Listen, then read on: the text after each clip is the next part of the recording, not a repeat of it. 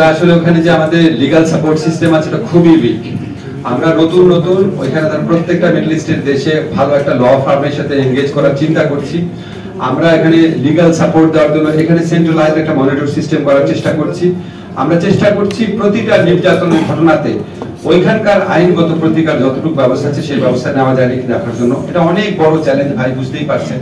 এটা আমরা যা শুরু করেছি এবং এটা আমাদের জন্য অত্যন্ত বেদনাদায়ক ব্যাপার। আমরা যখন ওই সমস্ত নিউজ পড়তাম যে তারা তো ওখানে গেছে কাজ করার জন্য, তারা তো হ্যারাস্ট হওয়ার জন্য, টর্চার হওয়ার জন্য যায় নাই। এখন আপনাকে আমি এখনই অনেক বড় কিছু বলতে পারবো না, কিন্তু এটা আমাদের বিবেচনায় আছে। আমি যখন ওখানে যাওয়ার পরিকল্পনা আছে আগামী 1 থেকে 1.5 মাসের মধ্যে সরাসরি কথা বলে সরাসরি সিচুয়েশন জানার চেষ্টা করবো। আপনারা জানেন যে আমাকে যে কোনো কারণে হোক অনেক মানুষ চিনেন। আমি সৌদি আরবে যখন হজ করতে গিয়েছিলাম তখন আমি প্রচুর কমপ্লেইন পেয়েছি। এবার একটু টার্গেট করেই যাবো, ইনশাল্লাহ কথা বলবো, বাস্তব মাঠের পরিস্থিতি জেনে নিয়ে ওখানকার আমাদের যে লেবার উইং গুলো আছে তাদের ক্যাপাবিলিটি কতটুকু, সমস্যা কতটুকু, এখানে ল ফার্ম যাদের সাথে কাজ করে তাদের কোয়ালিটি কিরকম, সবকিছু অ্যাসেস করার পরিকল্পনা আমাদের আছে। একটু টাইম লাগবে, কিন্তু আমরা অবশ্যই ব্যবস্থা নিব। আমরা অবশ্যই এটা পুনরায় ইনভেস্টিগেশন করবো, আপনাকে কথা দিচ্ছি। আপনাদের প্রতি অনুরোধ, আপনারা বস্তুনিষ্ঠ রিপোর্টিং করা অব্যাহত রাখেন। এটা একটা বড় চক্র, খুব জটিল একটা ব্যাপার। এখানে মন্ত্রণালয় একার পক্ষে অনেক কিছু করা সম্ভব, আপনারা সহযোগিতা করলে আরো অনেক বেশি কিছু করা সম্ভব। আপনারা সারাক্ষণ এই সমস্ত বিষয় রিপোর্ট করতে থাকেন। আমরা যদি কোনো অন্যায় করি, ভুল করি, এক বিন্দু ছাড় দিবেন না, সবসময় আমাদের উপর একটা ওয়াচ বডি রাখেন। মন্ত্রণালয়ের ব্যাপারে একটা জিনিস কি, আমরা একটা জিনিস জানি কি, যত আপনি প্রক্রিয়া বা ধাপ কমাবেন তত খরচ আর ভোগান্তি কমবে। সো আপনি যে প্রশ্ন করেছেন আশঙ্কা নাই কারণ ওখানে তো এমবিসি অ্যাটাস্টেশন করে দিচ্ছে। আর বিএমইটি পর্যায়ে যে অনুমোদন দিতে হয়, বিএমইটি তো আমাদেরই পার্ট, তো আমাদের 2 বার এটা করা দরকার। কি কাজে আমরা ওই আশঙ্কা ব্যক্ত করছি। পয়েন্ট আউট করেছেন এই যে শ্রম কল্যাণ যে উইং আছে আমাদের বিদেশি দূতাবাসগুলোতে, এটাকে সবচেয়ে বেশি তৎপর হতে হবে। আমরা একটা কমপ্লেইন মেকানিজমের মধ্যে দিয়ে ওনাদের আওতায় আনার চেষ্টা করছি জবাবদিহিতা। আমার কোন একটা কনফারেন্সে কাতারে যাওয়ার ইচ্ছা আছে, সরাসরি ওখানে সবার সাথে কথা বলবো। কিছুদিনের মধ্যে ওনাদের সাথে আমাকে জুম মিটিং করার ইচ্ছা আছে। যদি দূতাবাসগুলো ঠিক মতো কাজ করে তাহলে অনেক অনিয়মই অনেকাংশে দূর করা সম্ভব।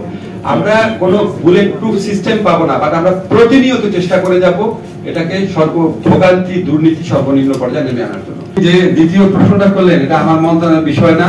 এই ব্যাপারে আপনি চোখ রেখেন, আজকে খালেদ মহিউদ্দিনের প্রোগ্রাম আছে রাত 10টার সময়, আমাকে এইটা প্রশ্ন করালে আমি এখানে উত্তর দিব। এটা আমাদের মিনিস্ট্রির বিষয় না। বিদেশি কারা এখানে কাজ করে এটা তো আমাদের বিষয় না, এটা বিদার বিষয়, শ্রম মন্ত্রণালয়ের বিষয়। আর দক্ষিণ কোরিয়ার ব্যাপারে আপনি যেটা বলেছেন, আমাদের সচিব মহোদয় আপনাদেরকে সর্বশেষ অবস্থা বলছেন। আপনারা জানেন যে কোরিয়ার এই জাতি কোরিয়া পরীক্ষা দেয়, পরীক্ষা দিয়ে সিলেক্ট করে তারপর পাঠাতে হয়। তো কোরিয়ার আমাদের যে কোটা ছিল, কোটা পূরণ না হলেও আমরা মানে যে সেন্ডিং দেশগুলো আছে তার মধ্যে আমাদের পারফরমেন্স গত বছর ভালো ছিল।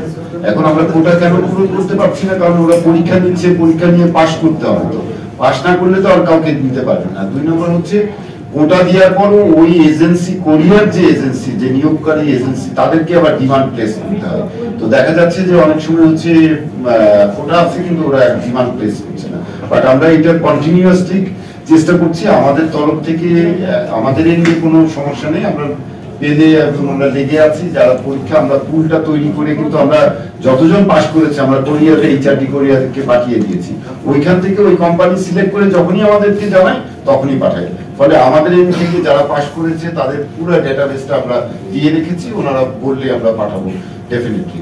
আর আপনি যে এর কথা বলেছেন, পরীক্ষার ফিসের কথা, আপনি তো জানেন যে কোরিয়ার ওরা এইচআরডি কোরিয়ায় পরীক্ষাটা নেয়। তারপর আমি ফিসটা আমি দেখে নিব যে আপনি যেটা বলছেন যে 500 জন, কারণ 500 জন পরীক্ষা দিলে তো 500 জনকে ফিস দিতে হবে, তাহলে ওইটা নিয়ে কথা বলতে হবে।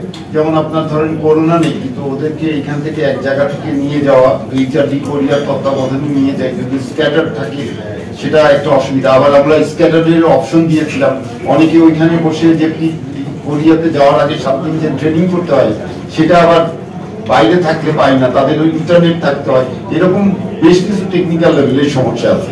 আপনারা হয়তো একটা সাইড বলছেন কিন্তু আরেকটা সাইডও দেখতে